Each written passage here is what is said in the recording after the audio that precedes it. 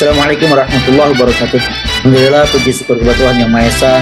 Hari ini kita bisa bertemu kembali dalam koneksi antar materi. Sudah di modul 2.1.A.8. Kenalkan, nama saya Liapin dari SMP Negeri 65 Jakarta. Saya akan coba memaparkan tentang koneksi antar materi di modul 2 ini. Adapun ada beberapa pertanyaan pemantik sebelum kita membahas tentang di modul 2 ini. Pertanyaan pemantiknya adalah, apakah saya mengubah pemikiran saya sebagai akibat dari apa telah saya pelajari? Jawabannya tentu iya. Setelah saya mempelajari materi ini, saya lebih memahami bagaimana kita sebagai seorang guru harus memberikan sebuah proses pembelajaran berdiferensiasi yang berpihak pada murid dengan mempertimbangkan kebutuhan belajar, minat, serta profil belajar murid. Lanjut dengan yang kedua, bagaimana perubahan pemikiran tersebut berkontribusi terhadap pemahaman saya tentang implementasi pembelajaran berdiferensiasi. Setelah saya tahu pembelajaran berdiferensiasi itu seperti apa, saya pun langsung menerapkan di proses pembelajaran saya di kelas. Tentu pembelajaran diferensiasi ini tidak hanya berfokus pada hasil, namun bagaimana proses pembelajaran itu sendiri yang bisa dilaksanakan dengan diferensiasi. Bagaimana saya tetap dapat bersikap positif walaupun banyak tantangan dalam penerapan pembelajaran berdiferensiasi ini. Suatu upaya untuk membuat sebuah perubahan pasti memiliki tantangan. Apalagi tantangan di mana kita sebagai guru diharapkan dapat memenuhi kebutuhan, minat, serta profil belajar murid yang berbeda-beda tentunya. Hal ini bila dirasakan berat, namun ini adalah sebuah modal untuk kita dapat membuat sebuah perubahan. Yang berarti serta dapat dirasakan semua orang. Jadi sebagai seorang guru penggerak adalah agen perubahan. Jadi ketika setelah saya mempelajari modul ini, saya pun mencoba menerapkannya pembelajaran berdiferensiasi murid. Tentu mendapat tantangan dan sangat luar biasa tantangan ini, di mana kita sendiri di sekolah kami kebetulan di dalam satu kelas itu ada juga murid yang berkebutuhan khusus. Jadi ini merupakan tantangan bagaimana kita bisa berupaya memberikan juga agar kebutuhannya tersampaikan di proses pembelajaran. Kesimpulan pembelajaran berdiferensiasi. Pembelajaran diferensiasi adalah pembelajaran yang diberikan oleh guru kepada muridnya agar meningkatkan potensi belajar mereka dengan memberikan keleluasan pada murid sesuai dengan kesiapan belajar murid, minat, serta profil belajar murid. Pembelajaran berdiferensiasi ini tidak hanya berfokus pada hasil produknya, tetapi juga memperhatikan konten, materi, dan proses pembelajaran itu sendiri.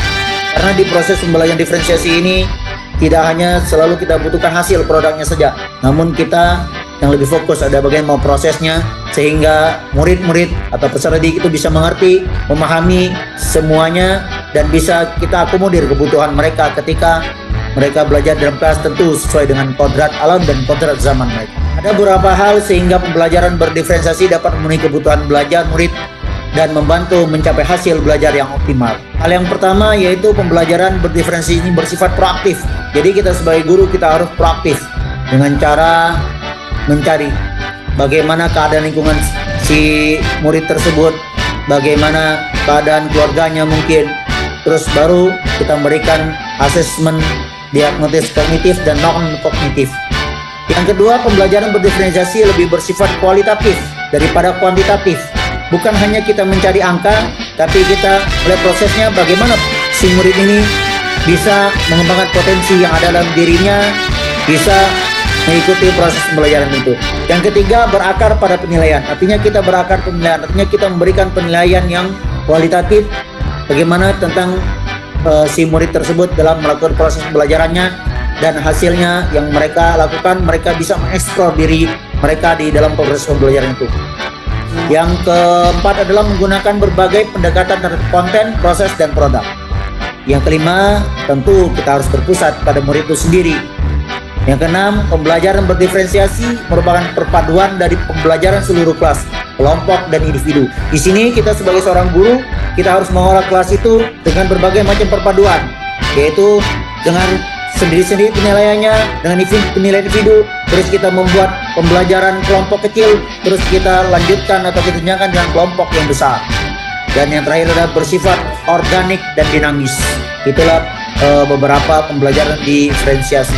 Penerapan pembelajaran diferensiasi selain dapat mengoptimalkan pembelajaran, juga merupakan sebuah jalan menuju merdeka belajar. Pembelajaran yang terjadi adalah pembelajaran berpihak pada murid.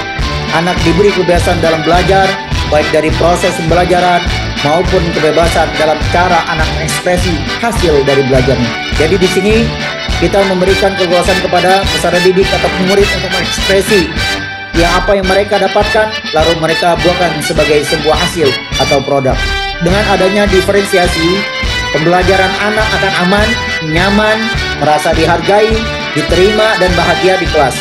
Anak dibimbing, dituntun sesuai dengan kodratnya, sesuai dengan kemampuannya, serta sesuai pula dengan minatnya. Dengan begitu, diharapkan tujuan pembelajaran dapat tercapai dan tujuan pendidikan Indonesia juga akan terwujud dengan pembelajaran diferensiasi ini. Koneksi antar materi dari modul 1 dan modul adalah menurut filosofi Ki Hajar Dewantara. Filosofi pembelajaran Ki Hajar Dewantara menegaskan bahwa pendidikan harus berpihak pada murid. Hal ini selaras dengan pembelajaran berdiferensiasi, di mana pembelajaran berorientasi kepada kebutuhan murid. Menyesuaikan pembelajaran dengan kebutuhan murid, seorang guru juga harus mempunyai nilai dan peran. Nah, nilai dan peran guru penggerak ini adalah dalam memetakan kebutuhan belajar murid, dibutuhkan guru yang memiliki nilai dan peran terhadap proses pembelajaran yang sudah dilaluinya bersama murid. Guru harus inovatif, membuat media pembelajaran yang sesuai dengan kebutuhan murid, dan harus mampu berkolaborasi dengan murid, sama guru, dan orang tua murid untuk mendapatkan informasi tentang karakter belajar murid. Setelah seorang guru mempunyai nilai dan peran, guru juga harus mempunyai visi. Yang mana visi guru penggerak adalah guru penggerak memiliki visi untuk melakukan perubahan positif pada pembelajaran yang berpihak pada murid. Melalui strategi pendekatan inquiry apresiatif ini adalah dikenal dengan IA, di mana guru akan menemukan kekuatan yang dimilikinya untuk mewujudkan visi tentang murid impiannya. Nah, dibuatlah dalam bagan-bagan dengan bagannya bernama Bagja. Nah, dari situlah seorang guru bisa melihat bagaimana muridnya untuk mewujudkan visi tentang murid-murid yang diimpikan oleh guru tersebut. Budaya positif, yang mana di dalam budaya positif ini, dalam pembelajaran berdiferensiasi, guru memiliki peran yang sangat penting dalam membentuk atmosfer lingkungan yang positif. Lingkungan yang positif terwujud karena adanya budaya positif yang lahir dari disiplin internal dalam komunitas belajar, yang mana di sekolah dibuat kesepakatan sekolah dan kesepakatan kelas. Dan kesepakatan ini harus dijalankan bersama-sama secara komitmen dan konsekuen, secara terus-menerus. Tidak hanya berhenti di situ saja, tetapi berkelanjut. Ketika kebiasaan-kebiasaan ini berlanjut, maka akan menjadikan sebuah budaya, dan budaya itu akan melahirkan budaya-budaya positif.